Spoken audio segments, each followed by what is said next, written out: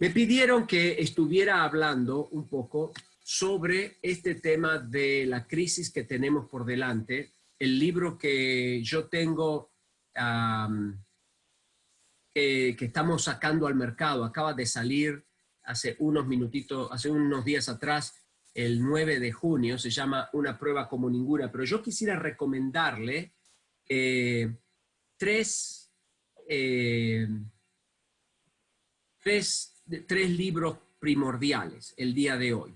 Muy bien, el libro de Una prueba como ninguna está dividido en 4 partes, ¿no? Una se llama Reflexiones frente a la crisis, el otro se llama Lecciones de la crisis, el tercero se llama Acciones en la crisis y el cuarto se llama Recomendaciones para la crisis. Entonces, reflexiones frente a la crisis, lecciones de la crisis, acciones en la crisis y recomendaciones para la crisis. En el área de las reflexiones, es el comienzo, explicamos sobre esta crisis que estamos viviendo y ahora les voy a mostrar algunos slides muy interesantes.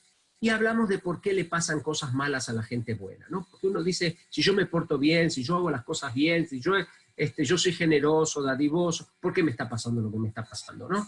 Entonces hablamos sobre este asunto. En el área de las lecciones de la crisis, nosotros le mostramos a la gente 5 cosas que no ayudan a vencer la crisis y 5 cosas que sí ayudan. Y esto lo hacemos basados en una historia muy famosa, que es la historia del pastorcito David y el gigantón Goliat, ¿no? Entonces, es muy interesante, aunque las 5 cosas que no ayudan y las 5 cosas que sí ayudan vienen de un estudio, de un trabajo de investigación de una universidad en el norte de Estados Unidos, muy, muy importante, hace algunos años atrás, sobre formas enfermizas en las que la gente trata de resolver sus problemas y formas saludables en los que la gente trata de resolver su problema, ¿no? Y finalmente, algunas respuestas, hay como 8 o 10 páginas en el que habla sobre respuestas para preguntas que se hacen en el continente. En la tercera sección hay acciones en la crisis, ¿no? Y en estas acciones en la crisis nosotros compartimos 10 mandamientos para sobreponernos a la crisis y 31 acciones. Y finalmente, en la última parte, tenemos algunas recomendaciones. Y terminamos esta sección con 2 conceptos importantes. Uno, el de la prosperidad integral, y el otro, el concepto del contentamiento. Pues esto es como un vistazo a este último libro que acabo de compartir, ¿no? Bueno, Pablo, ¿necesitas tomar control de mi computadora? No, o sea, no, si gustas tú puedes seguir Ok, en el bueno, proceso. No hay problema. porque tengo una notificación que está entrando que tiene que ver contigo, pero si no, entonces les comparto el resto de la presentación. Sí, por favor. Adelante. Muy bien, aquí va el resto de la presentación. 10 recomendaciones para salir de la crisis, ¿no? Permítame mostrarle un par de gráficos que se los mostré en alguna otra presentación, pero que para las que no me vieron en la última vez, esto es muy educativo. Esta crisis tiene rubros de la economía que van a estar del lado de los perdedores y rubros de la economía que van a estar del lado de los ganadores. Y la cosa para nosotros es tratar de identificar si estamos del lado de los perdedores o si estamos del lado de los ganadores. Y si estamos del lado de los perdedores, entonces una de nuestras tareas en los próximos 90 días es pasarnos al otro lado. En realidad, la tarea es hasta el final de junio. Necesitamos tomar algunas decisiones difíciles para el final de junio. Pero si uno está en el área del turismo, si uno está en el área de la aviación, trabaja para el aeropuerto, en el área de los cruceros, está en el área de los restaurantes, de las comidas afuera, si uno está en el área de la construcción o de la venta de automotores, o si uno está, por ejemplo, en el área de la manufactura, o los servicios financieros, o la educación, como ahora, ¿no?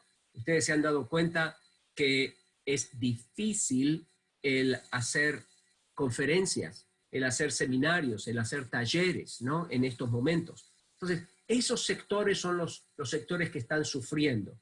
Hay algunos más, de acuerdo al país donde nosotros vivimos, los sectores que sufren son diferentes, ¿no? El Ecuador es diferente de Paraguay, Paraguay es diferente de Brasil, Brasil es diferente de Argentina, y Argentina es diferente de Estados Unidos, ¿no?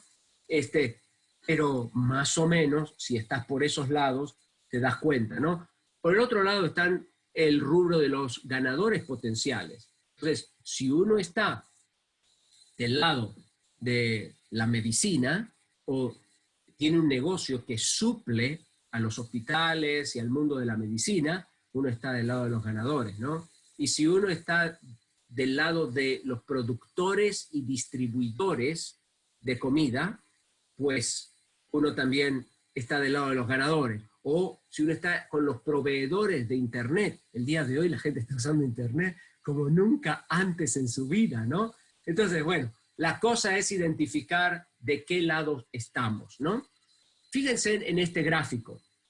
El Fondo Monetario Internacional y el Banco Mundial dicen que después de la crisis del 2008, que fue la peor crisis desde la Gran Depresión, el Producto Bruto Interno del mundo se cayó un 0.1%. 0.1% después de la última gran crisis del 2008. Después de esta crisis, están esperando que el Producto Bruto Interno se caiga un 3%. ¿Qué significa esto? Esto significa que para el mundo, quizás no para tu país en forma individual, pero para el mundo, esta crisis va a ser 30 veces peor que la crisis del 2008, que fue la peor crisis desde la Gran Depresión. Este es un estudio hecho por una empresa que se llama Focus Research Strategy en el Ecuador. Y de esta serie de preguntas y de investigaciones, yo quisiera enfocarme en el lado de la derecha. Te lo voy a mostrar más detenidamente.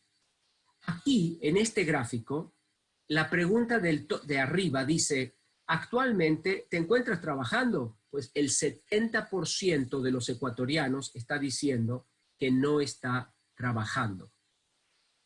Y fíjate qué interesante, la segunda pregunta, la de abajo. ¿Has buscado formas alternativas de generar ingresos? Y el 55% dice no. Hay un 35% que lo planea hacer y hay un 22% que definitivamente no está buscando alternativas de ingresos. Entonces, tenemos una población en la que el 70% no está trabajando y el 55% todavía no se ha puesto las pilas y no está buscando formas alternativas de ingreso. Esto nos tiene que decir algo en el Ecuador. La otra cosa interesante es este gráfico, que tiene preguntas sobre los ingresos en el Ecuador. Y a mí me gustaría mirar la parte de la derecha y te la voy a remarcar allí. Fíjate, de todos los estratos sociales, ¿no? El más bajo, el medio y el alto, el más bajo es el más golpeado al momento de decir no tengo ingresos. El 74% de los ecuatorianos están respondiendo no tengo ningún ingreso en el estrato más bajo.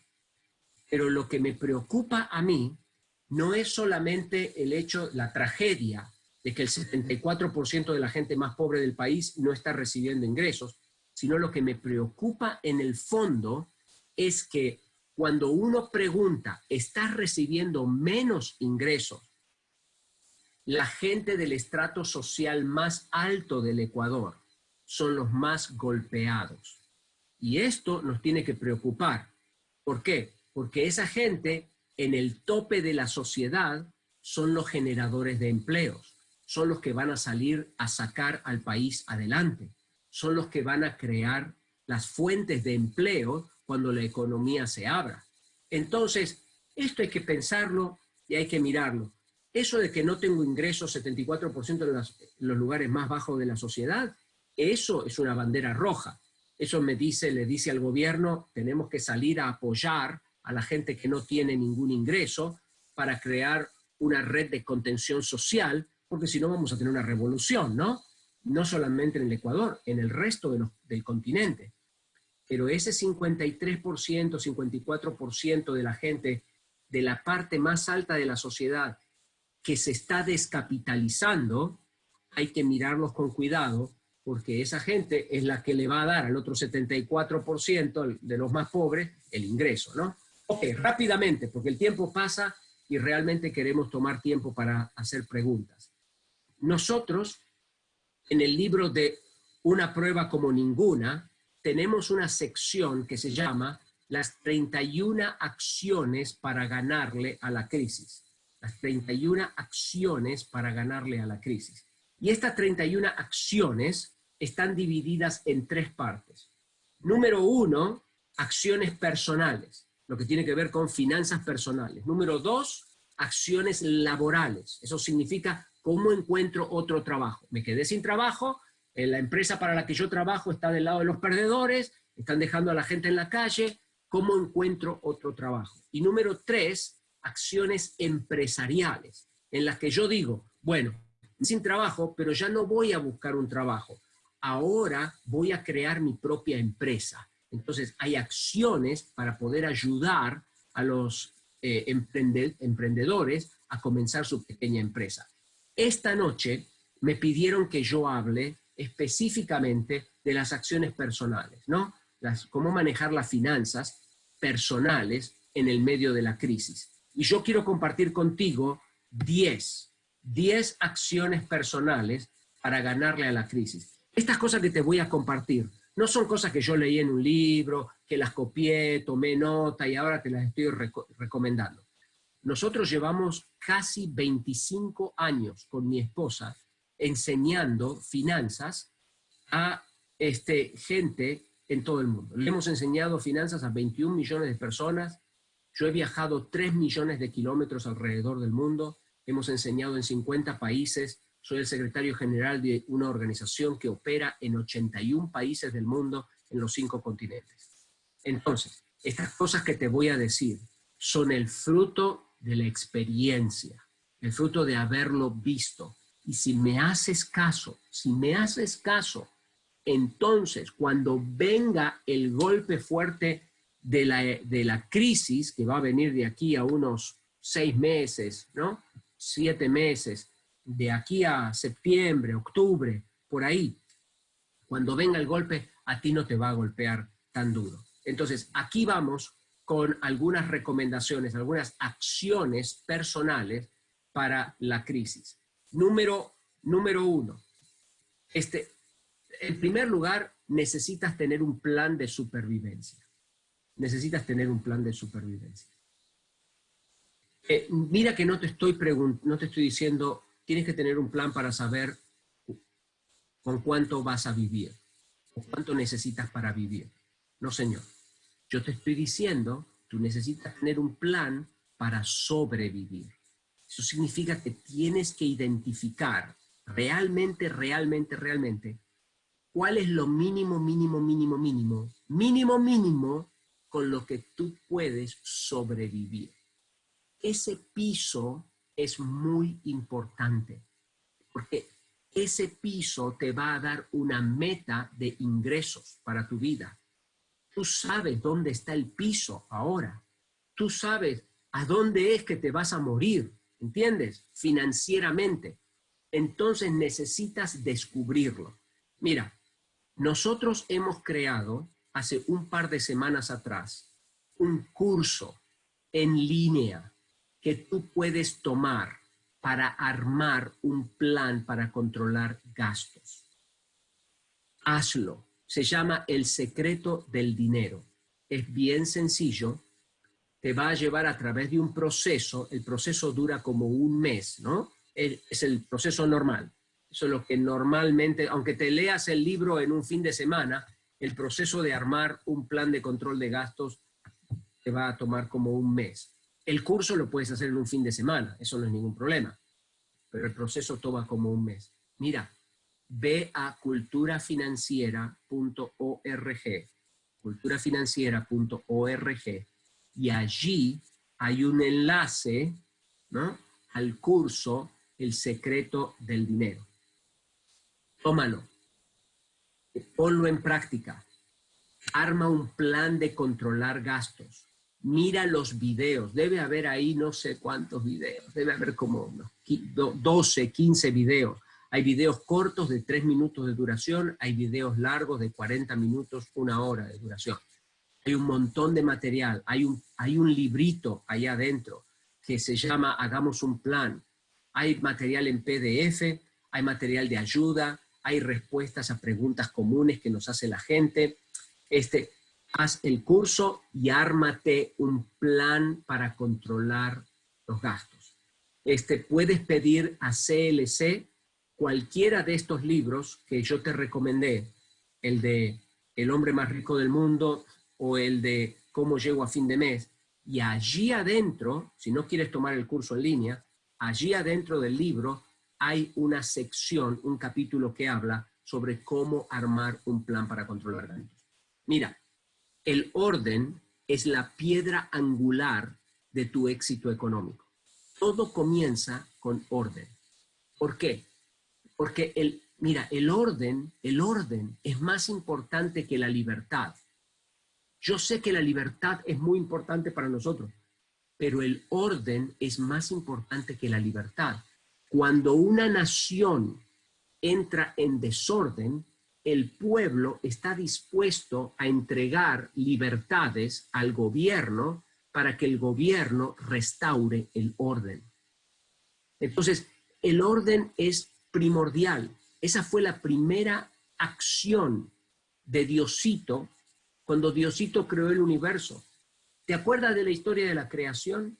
Dice que el universo estaba desordenado y vacío. ¿Y qué es lo primero que hace Diosito? Pues prende la luz, ¿no? Prende la luz.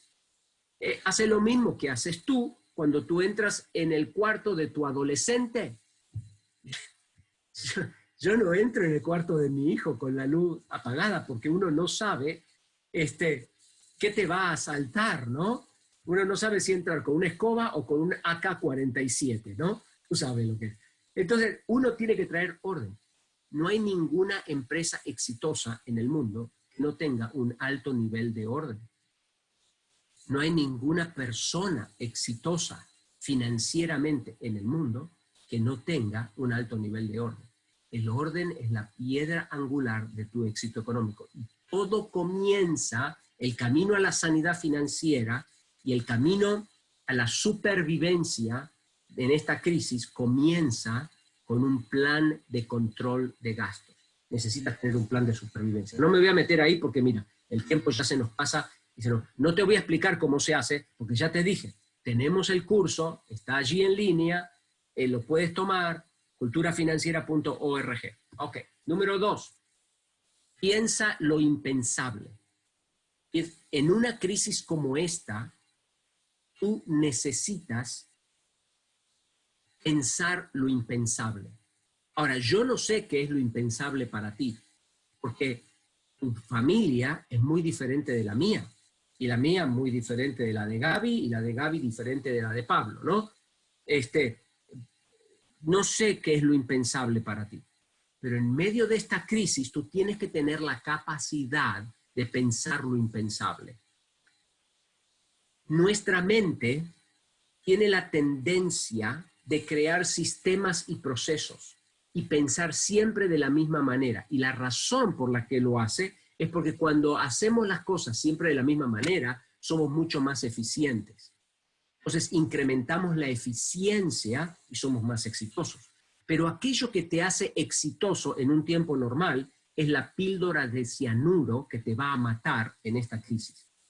Entonces, tienes que deshacerte de ese tipo de pensamiento y tienes que poder pensar lo impensable. La otra es que uno tiene la tendencia, mira, con esto de pensar lo impensable, ¿no? Eso tiene que ver, por ejemplo, con los negocios. Uno tiene que pensar en hacer los negocios de una manera diferente. Uno tiene que poder hacer un negocio diferente. Uno tiene que pensar de una manera distinta, ¿no? Ok. Número 2, el tema de pensar lo impensable, que tiene que ver con los sacrificios que tenemos que hacer. Los sacrificios. A través de los años, uno va creando ciertas vacas sagradas, como lo llaman los americanos, ¿no? Ciertas vacas sagradas que uno no está dispuesto a tocar. Pero en una crisis como esta, tú tienes que estar dispuesto o dispuesta a sacrificar esas vacas sagradas en el altar de la supervivencia. Ahora, yo no sé cuál es tu vaca sagrada. Puede ser que sea tu casa, puede ser que sea tu negocio, puede ser que sea tu auto, puede ser que sea tu moto, puede ser que sea la escuela privada de los hijos, puede ser que sea la ciudad donde vive. Yo no sé cuál es esa vaca sagrada, pero en una crisis como esta, tienes que estar dispuesto o dispuesta a sacrificar esas vacas sagradas. ¿Cómo se hace eso? Eso se hace tomando una decisión. La decisión es cortar el cordón umbilical emocional con las cosas.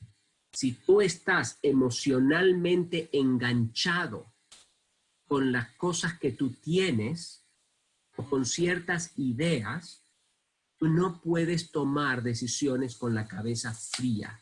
Y en momentos como este, tú vas a tener que tomar decisiones con la cabeza fría. Vas a tener que, no sé lo que tienes que hacer. Hubo una época en la que mi esposa y yo tuvimos que ir a vivir con otra familia, en la misma casa. El casado casa quiere, ¿no? Pero no teníamos dinero para pagar el alquiler que se cobraba en la ciudad de Chicago. Entonces, bueno, nos fuimos a vivir a un departamentito que era no más grande que esta habitación donde estoy yo. Había un cuartito al costado, mis hijas dormían en el cuartito, nosotros todas las noches abríamos el sofá y dormíamos ahí en el sofá 3 años y medio.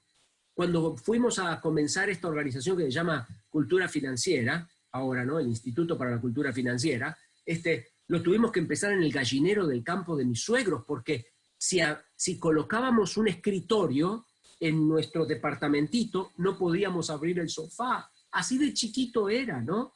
La cocina estaba en un closet. El baño, solamente una persona podía entrar al baño porque había espacio solo para uno, para entrar y para salir. Y bueno, uno tiene que hacer lo que uno tiene que hacer, ¿no? Cuando vivíamos en Chicago, hubo una época en la que vivíamos en una casa de 3 pisos. Teníamos 2 comedores, 2 cocinas, 4 cuartos, todo un sótano, ¿no? Un área de juegos y todo eso. Y de ahí nos fuimos a vivir a una casa con otra familia en un departamentito así chiquito. Pero no vas a hacerlo para toda la vida, lo vas a hacer por ahora, mientras pasa la crisis. ¿Se entiende? Entonces, piensa lo impensable. ¿Qué es lo impensable para ti? Nosotros, cuando nos independizamos de la organización americana para la que trabajábamos, lo hicimos allá en el año 2010, ¿no? Estábamos en plena crisis en Estados Unidos. El Ecuador estaba creciendo. Muchos países de Latinoamérica estaban creciendo. Perú, Bolivia, Paraguay, México. Pero Estados Unidos andaba para cualquier lado en el 2008, 2009, ¿no? Para el 2010 las cosas estaban terribles. Y la organización americana con la que estábamos trabajando juntos se estaba yendo a pique, ¿no? Se estaba hundiendo y el Titanic se estaba llevando a nuestro botecito, nuestro barquito, con el Titanic para el fondo del mar. Entonces tuvimos que cortar amarras y independizarnos para salvar el trabajo que habíamos hecho 14 años, ¿no? Ok, entonces, claro, nos independizamos, nos vino bien porque pudimos tomar las decisiones por nuestra propia cuenta, pero lo negativo de eso es que ahora teníamos que levantar fondos para sostener la ONG y para el 2012 estábamos extremadamente vulnerables. ¿Qué hicimos en el 2012? levantamos campaña, levantamos las tiendas y nos fuimos a vivir a México por 4 años, 4 años y medio, 4 años. Nos fuimos a Morelia, Michoacán, a vivir allá. Juntamos la oficina, levantamos todo, metimos todo, los servidores, las computadoras, los archivos, todo, la casa en un camión y cruzamos la frontera y mientras todos aquellos mexicanos querían cruzar hacia el norte, nosotros cruzamos hacia el sur y nos ubicamos en México, que nos dio una estabilidad que estábamos necesitando. Encontramos amigos del alma que nos ayudaron, que nos dieron una muy buena mano, bajamos los gastos porque vivir en Estados Unidos es extremadamente costoso y bueno, después de 4 años regresamos a los Estados Unidos. El día de hoy Cultura Financiera es la organización de educación financiera más grande del continente, pero en el momento de la crisis uno tiene que pensar lo impensable. Mudarse a México fue una de esas. Ok, número 3, vende lo que no necesitas.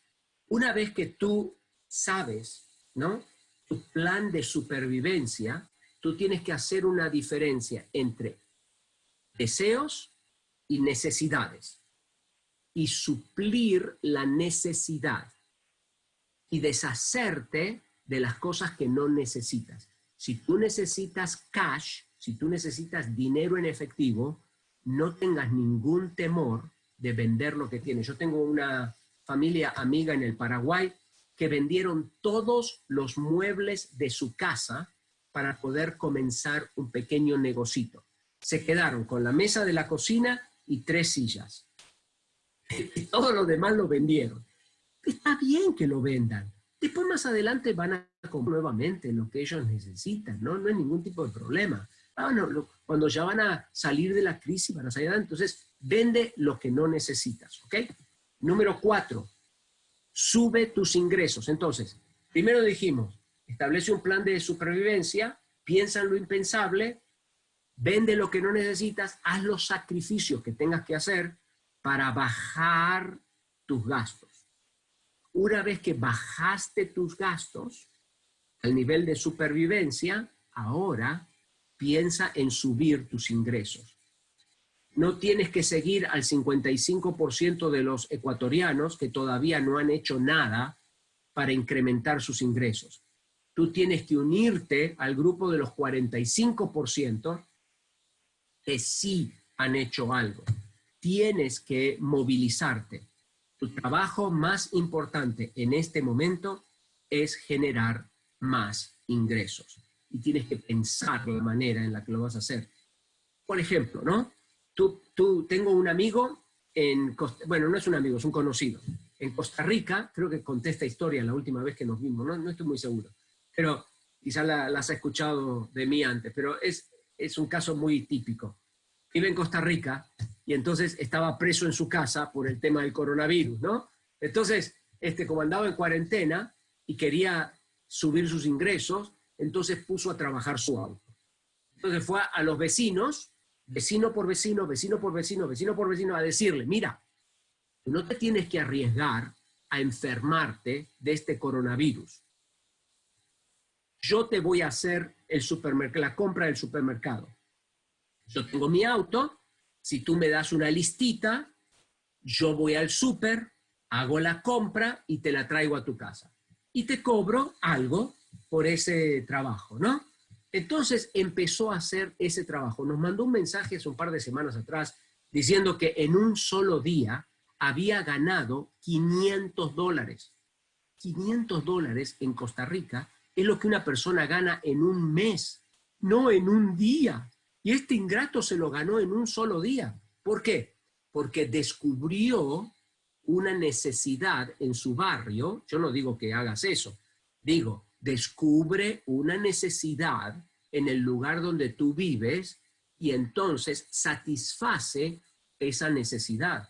Tengo a mi cuñado que trabaja para el departamento de tecnología de informática de una organización multimillonaria en Atlanta. Pero también está ahí en cuarentena, ¿no? Acá cerca de mi casa. Vino el otro día a pedirme una máquina de coser. Y yo le digo, ¿para qué necesitas la máquina de coser? Y dice, estoy haciendo cubrebocas. ¿Cómo cubrebocas? ¿Qué tiene que ver los cubrebocas con tecnología de informática. Dice, no tiene nada que ver, pero la gente del barrio, ahí donde nosotros vivimos, andan buscando desesperadamente cubrebocas y yo puedo hacerlas y lo puedo vender. Y ahí anda vendiendo cubrebocas, el de tecnología de informática. Y eso, bueno, encontró una necesidad en su barrio, la está satisfaciendo y está entrando un dinerito extra, ¿no? Entonces, piensa, ¿qué le duele a la gente de mi barrio?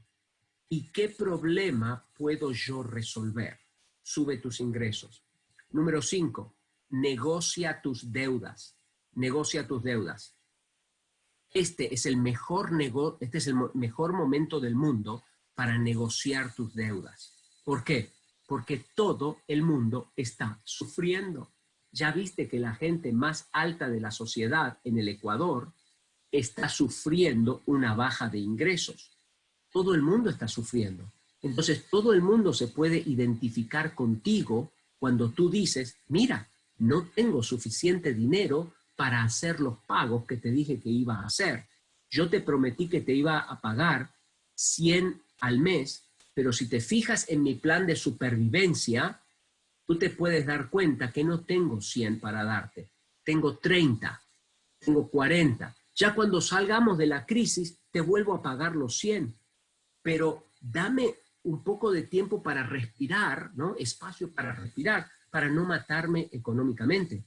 Pídele a tu banco que te dé una pausa en los pagos de la hipoteca. Y dile, mira, podemos poner los pagos de la hipoteca en pausa hasta octubre.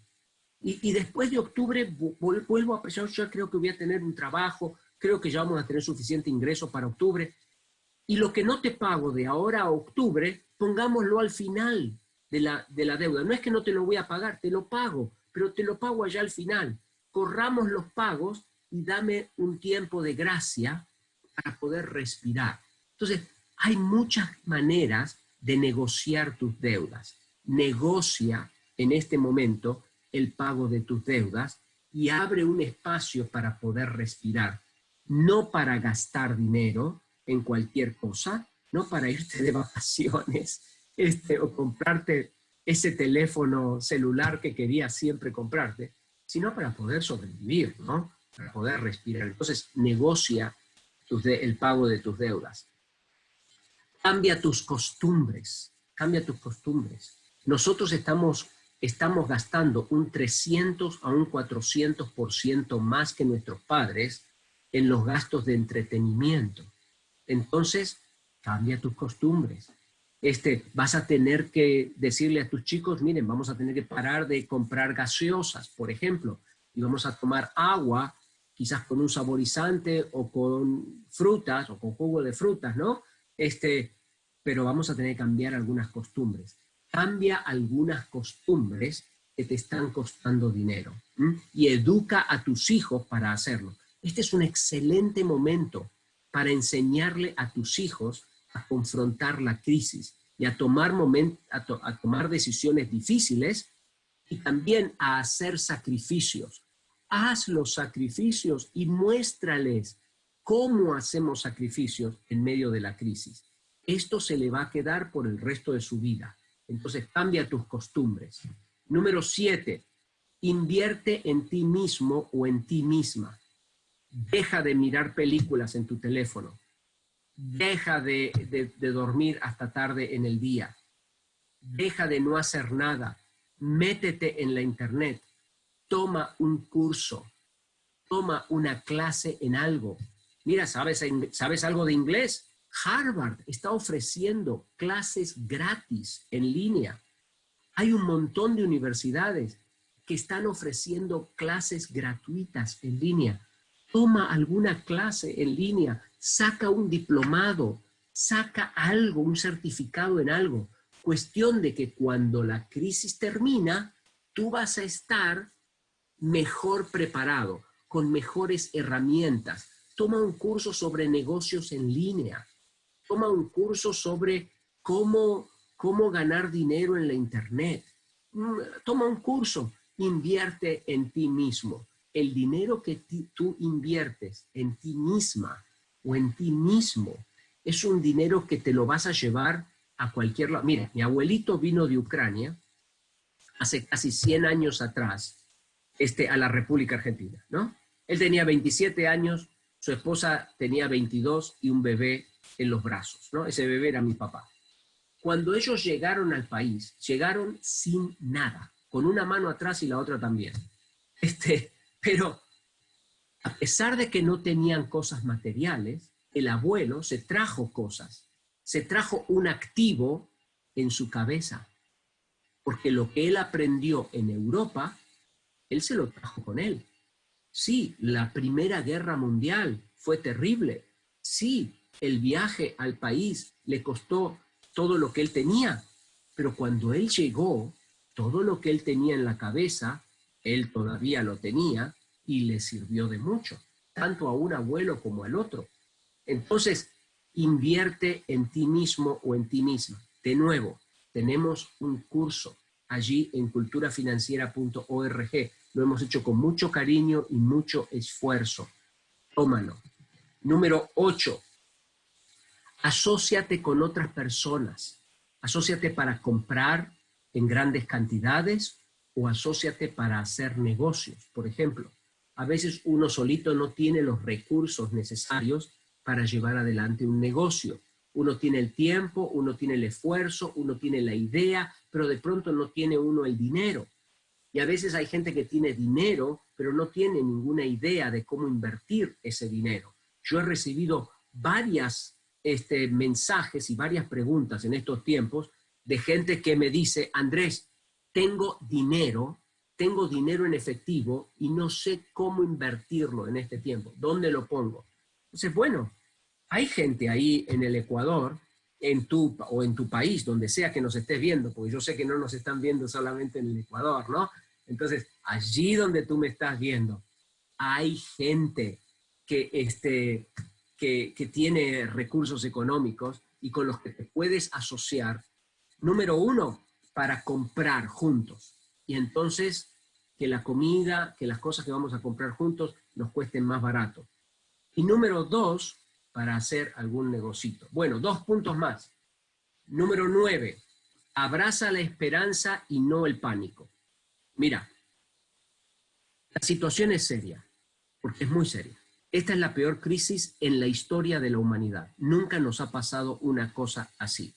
Los expertos más expertos en economía, y yo no soy un experto en economía, yo estoy tratando de aprender de ellos, sigo a un par de premios Nobel en economía, están diciendo, quizás esta cosa va a ser peor que la Gran Depresión de los años 30.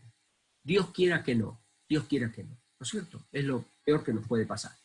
La cosa es seria. Tú tienes que funcionar en la verdad, ¿no?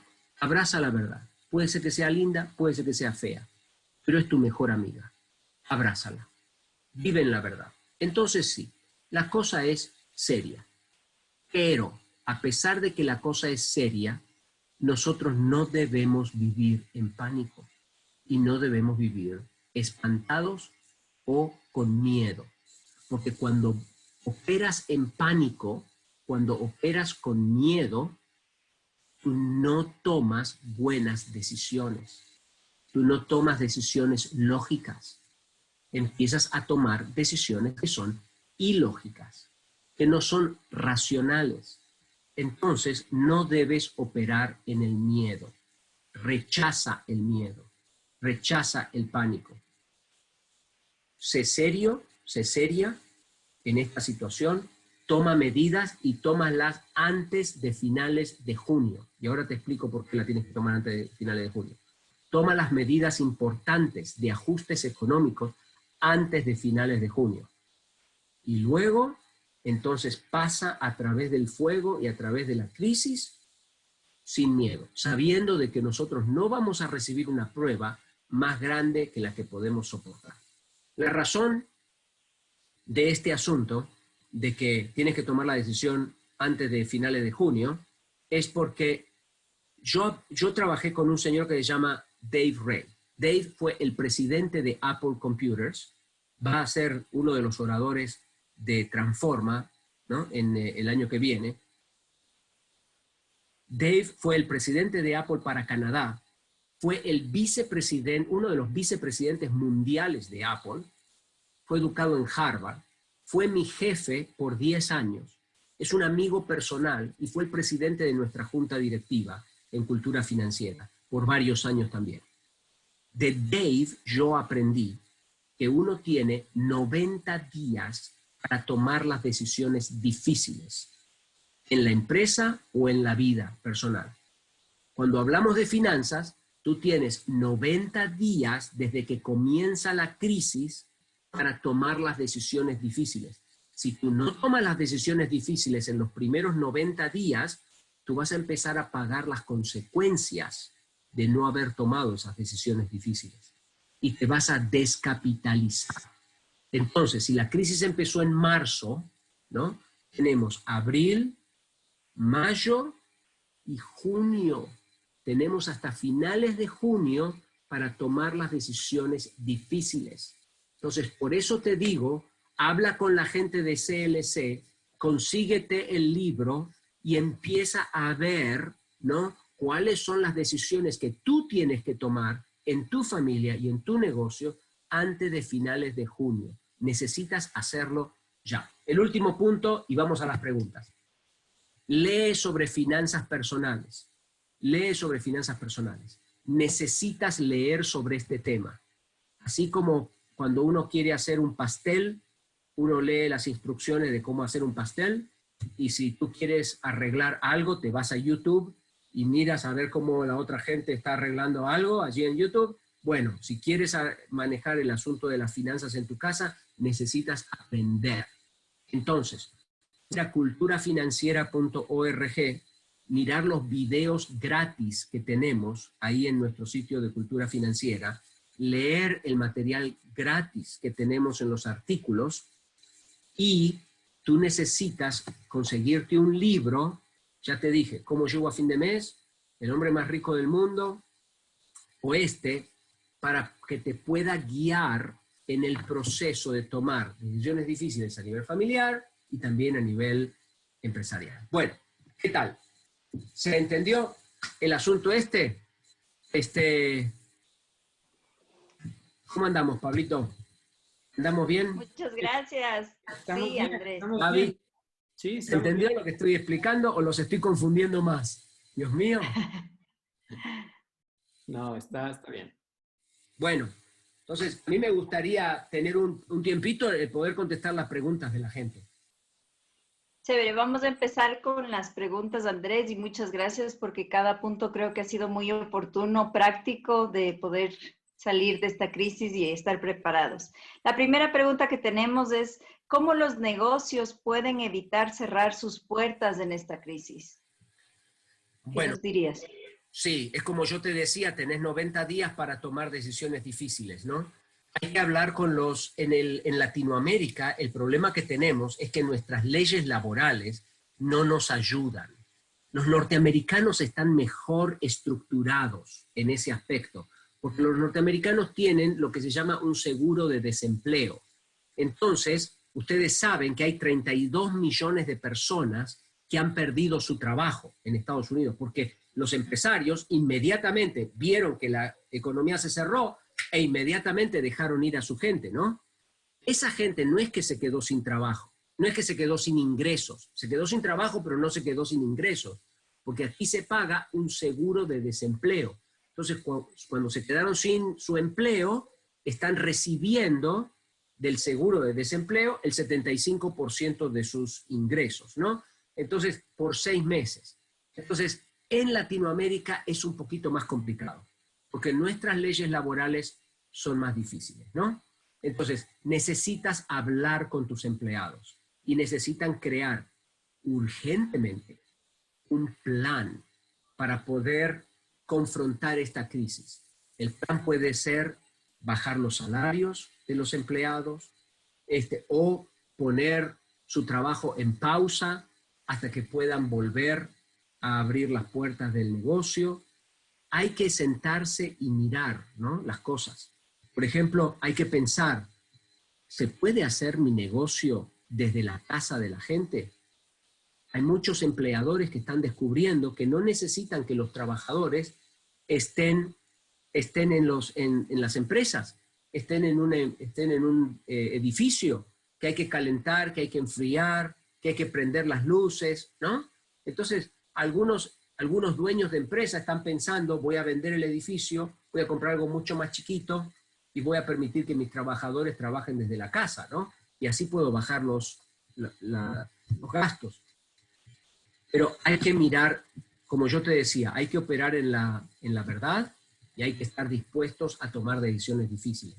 Y a veces esa decisión difícil significa voy a matar mi negocio, lo voy a cerrar y lo voy a abrir otra cosa por otro lado. Mira, los negocios no necesitan vivir para siempre. Los negocios nacen, crecen, desarrollan y mueren. Entonces, el asunto es no descapitalizarlos, porque tú retienes el negocio porque estás apegado emocionalmente al negocio y te descapitalizas. Entonces hay que evitar descapitalizarse. Hay que ver, ¿puedo salvar el negocio?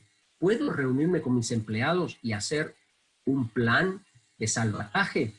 Y si no puedo, pues entonces, ¿estoy dispuesto o no estoy dispuesto a cerrar el negocio y abrirlo del otro lado de la crisis?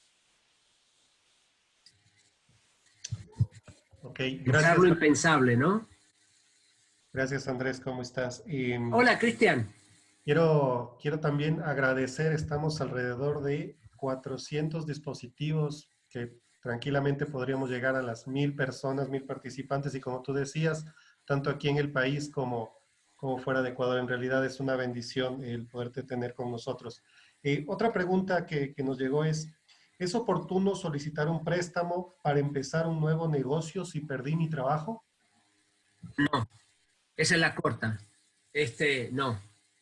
No debería, especialmente en este tiempo.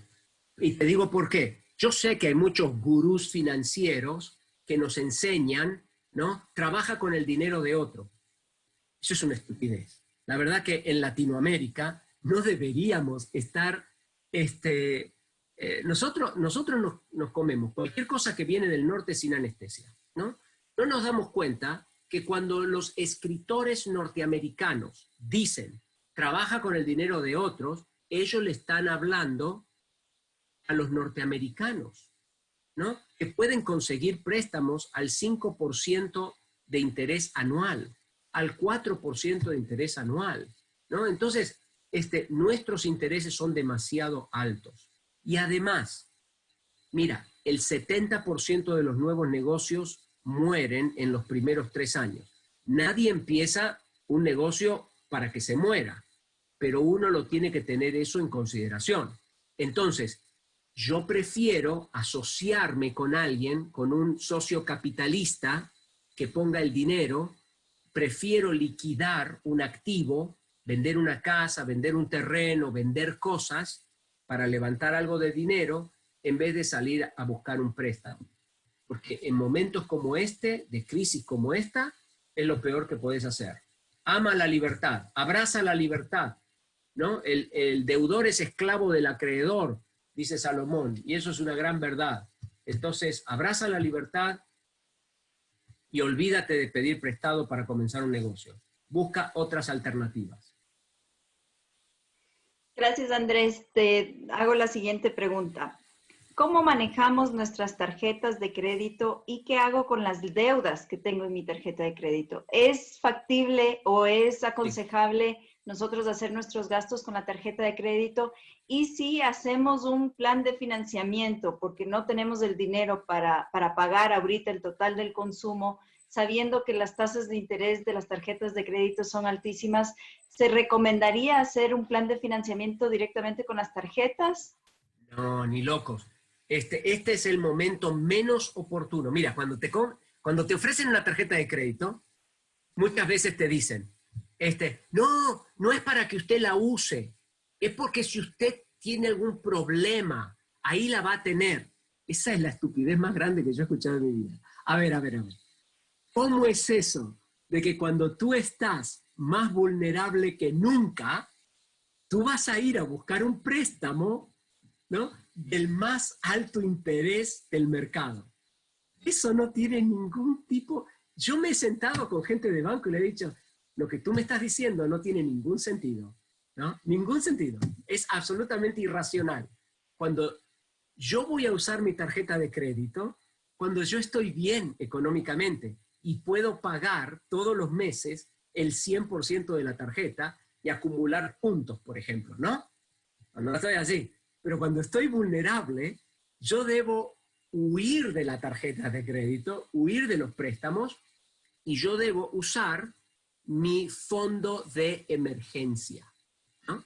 Ahora, la gente que me ha hecho caso en estos últimos 20 años y han armado un fondo de emergencia de 2 o 3 meses, ahora están viviendo ese fondo de emergencia, me están escribiendo por teléfono y me están diciendo, muchas gracias, Andrés, por enseñarme a tener un fondo de emergencia, porque de eso estamos viviendo, ¿no? Entonces, ok, mira, es mucho mejor, si no tienes dinero, mejor que pedir prestado en la tarjeta, es mejor ir a un pariente, es mejor ir a los padres, a un tío, a un primo, a alguien, ¿no es cierto?, de la familia, pero no termines en las tarjetas. Y en cuanto al tema de las deudas, ¿cómo manejar el tema de las tarjetas? Siéntate a negociar con las tarjetas. Si has pagado bien tus tarjetas de crédito, ¿no?, por los años pasados, si tiene una buena historia crediticia, siéntate a que te bajen los intereses, a que te perdonen intereses. Siéntate a que te bajen el pago mínimo o a que te pongan en pausa el pago de tus pagos mensuales y la acumulación de los intereses. Pídele una pausa, siéntate a negociar, trae ideas creativas a la mesa, ¿no? Porque al final de cuentas, el acreedor lo que quiere es que le pagues. Y si tú le muestras al acreedor tu plan de control de gastos, ¿te acuerdas que te dije que todo comienza con un plan de control de gastos? Si le muestras tu plan de control de gastos y tú le dices, mira, estos son mis ingresos y estos son mis gastos, te das cuenta que no te puedo pagar lo que te prometí que te iba a pagar. Pero si me tienes paciencia, si tenemos un acuerdo y no me ahogas, me dejas respirar, yo te puedo pagar lo que yo te debo, ¿no? Entonces, bueno, negocia. Este es un excelente momento para negociar los intereses y el repago de las deudas. Gracias, Andrés. Una pregunta más. ¿Es el momento para invertir en bienes como departamentos, casas o en un auto? Bueno, todo depende, ¿no? Si tienes dinero disponible, si tienes dinero debajo del colchón y tú dices, yo tengo suficiente dinero como para comprar un departamento, ¿no? Yo puedo comprar un departamento. Yo te diría, va a ser, yo creo, yo no soy un asesor financiero ni lo quiero ser, ¿no? Pero si yo tuviera ese dinero como para comprar una propiedad, yo esperaría un poquito más. Yo esperaría a la crisis, a que llegue la crisis. En el momento de la crisis, como yo te decía, ¿no? Septiembre, octubre, cuando realmente la gente realmente se quede sin la posibilidad de hacer los pagos de la hipoteca, de sus departamentos, de sus casas, van a empezar a venderlas a precios descontados. Yo me acuerdo en México, cuando vivíamos en México, había gente que vendía su casa por lo que le quedaba de la deuda, ¿no? Dame lo que me queda de la deuda para saldar esta deuda y poder salir del asunto ¿no? Entonces, a veces uno va a poder conseguir, no todavía, no ahora, pero es posible que tengamos una situación como la del 2008-2009 en la que los precios de las propiedades se caigan. Ahora, yo no digo que hagamos esto para aprovecharnos del mal ajeno, ¿no? Lo que estoy diciendo es que podemos llegar a un ganar-ganar, en el que hay una persona que desesperadamente necesita dinero en efectivo y tú tienes el dinero como para poder pagarle y esa persona necesita deshacerse de su propiedad y bueno, pueden llegar a un acuerdo ganar-ganar, en el que tú puedes comprar la propiedad a un 30% de descuento, a un 40% de descuento y esa persona puede tener el dinero en efectivo que necesita para salir adelante, ¿no?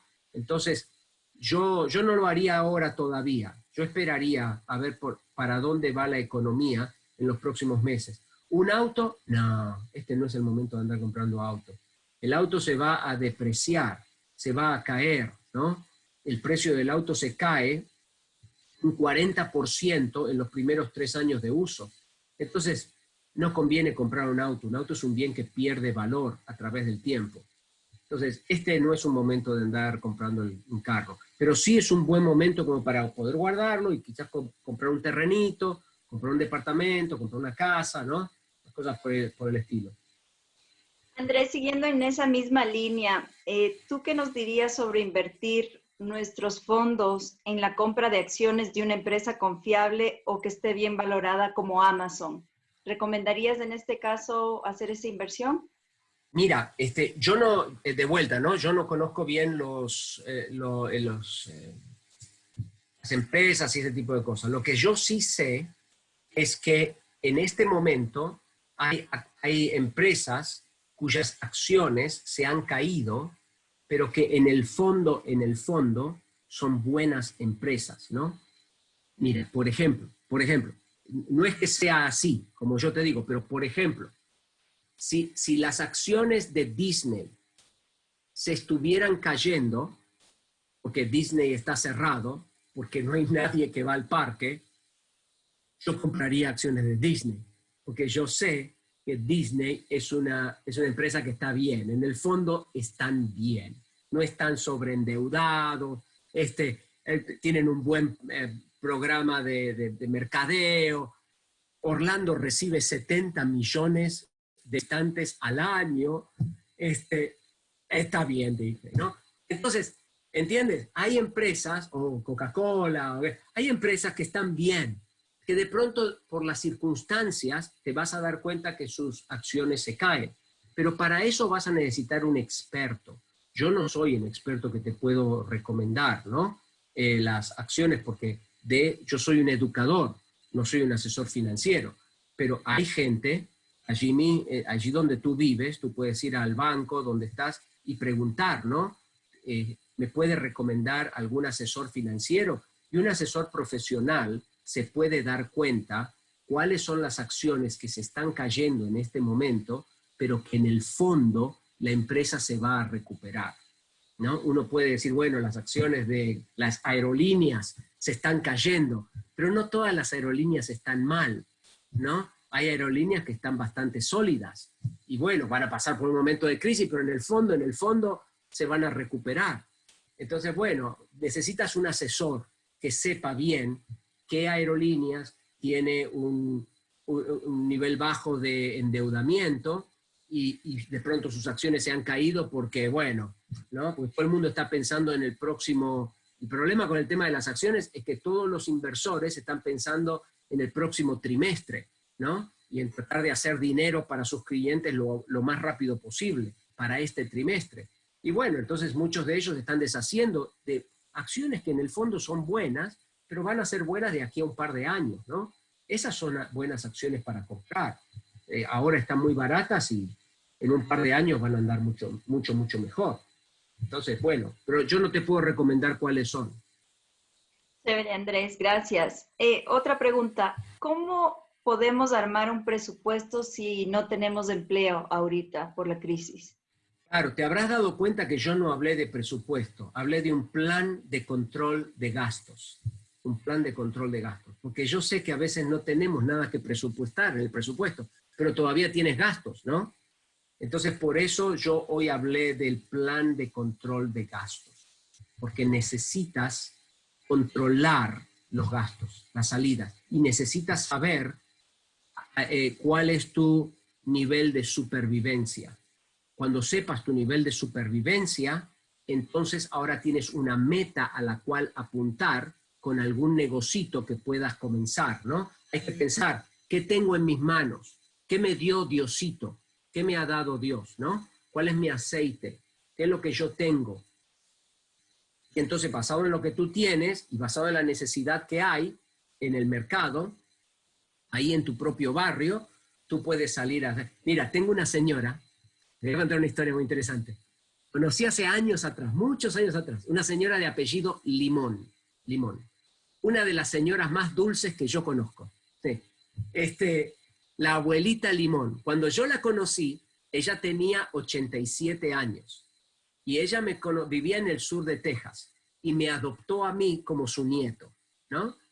La señora Limón vivía en el norte de México, tenía 2 hijos y su esposo se murió cuando tenía 32 o 33 años de un ataque al corazón fulminante, de la noche a la mañana. Y ella nunca había ido a trabajar afuera de su casa.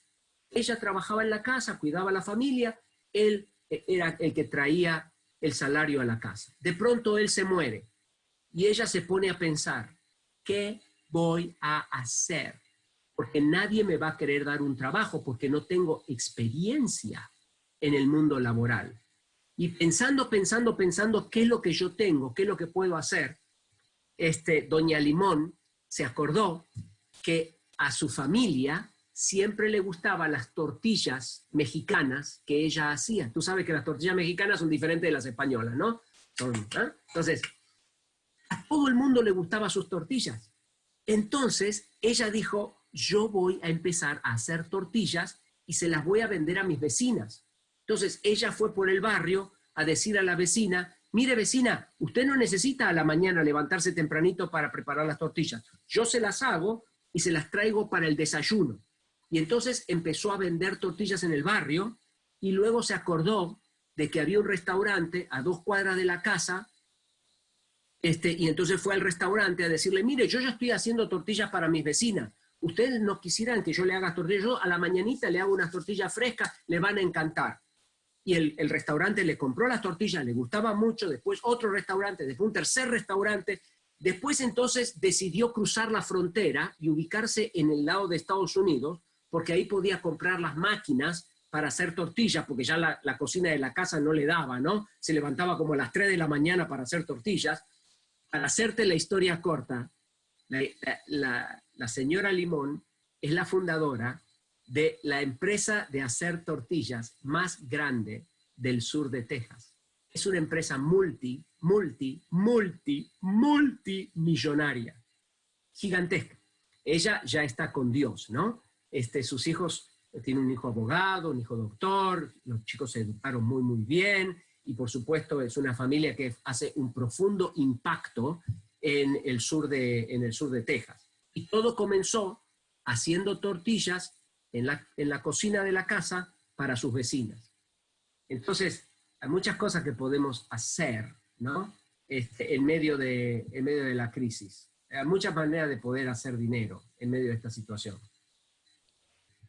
Bien, Andrés, muchas gracias. Y en la misma línea, y como para cerrar este tiempo de preguntas, esta última que dice, ¿cómo podemos como cristianos motivar y cambiar la mentalidad a los hermanos para que sean emprendedores, alineándose a la palabra y bajar ese porcentaje que tú nos indicabas de personas que no están generando ingresos?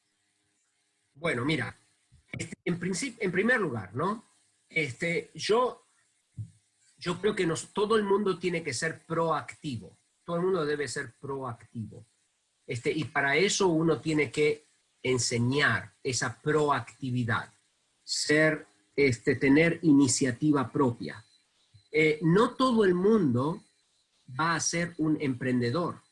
No todo el mundo va a ser un empresario. Porque para ser un emprendedor o un empresario necesitas un determinado perfil de personalidad y se requiere una cajita de herramientas muy particular. Entonces, uno quiere empujar el emprendedurismo en nuestros países porque tener un negocio propio produce mejor que un salario. Ahora, uno tiene que entender de que no todo el mundo está hecho para ser un emprendedor, ¿no? Incluso cuando muchos ejecutivos de empresas se lanzan a hacer una empresa propia, de pronto se dan cuenta que ser dueño de una empresa es muy diferente que ser el ejecutivo de una empresa ya establecida, ¿no? Porque uno necesita una cajita de herramientas distinta. ¿Qué es lo que uno necesita? Lo que uno necesita es educar a nuestro pueblo, enseñarle, educar a la gente para que tenga las herramientas apropiadas. La gran mayoría de las veces los negocios se mueren por falta de orden, por falta de estructura. Los emprendedores no saben cómo armar, por ejemplo, sistemas y procesos, ¿no? Sencillos, sistemas y procesos sencillos, pero no los arman y se les crea ahí un desastre, ¿no? Un caos. Entonces van creciendo, no arman sistemas y procesos y luego mueren aplastados debajo del peso de su propio éxito. Entonces hay que enseñarle a la gente. El otro problema que tienen los emprendedores es que no saben poner el precio a las cosas, ¿no? Entonces no saben cómo calcular el precio de sus servicios o de sus productos. Y ese es un gran problema, porque entonces ponen los precios demasiado bajos y no se dan cuenta que tienen que presupuestar en el negocio ciertos gastos que no tienen todo el tiempo, ¿no? Entonces, todas esas cosas se aprenden. Nosotros tenemos un programa que se llama Micro MBA. Y para aquellos que viven en Ecuador, tenemos un representante en el Ecuador. Déjame ver, hay 20 personas en todo el continente, en los 23 países, hay 20 personas certificadas en todo el mundo de habla hispana, solo 20, de 350 a 400 millones de gente, 20, que pueden guiar a la gente a través de un proceso que se llama Micro MBA, que es un proceso para ayudarles a armar esa microempresa. Y una de esas personas está allí en Quito, en el Ecuador. Entonces deberían ponerse en contacto. Toda la gente que quiere comenzar una empresita deberían ponerse en contacto con Rafael, nuestro representante de Micro MBA para el Ecuador, y pasar a través del proceso del comienzo del negocio. En vez de tirarse así a lo loco, ¿no? Y luego pagar las consecuencias. También hay que empezar despacito y de abajo.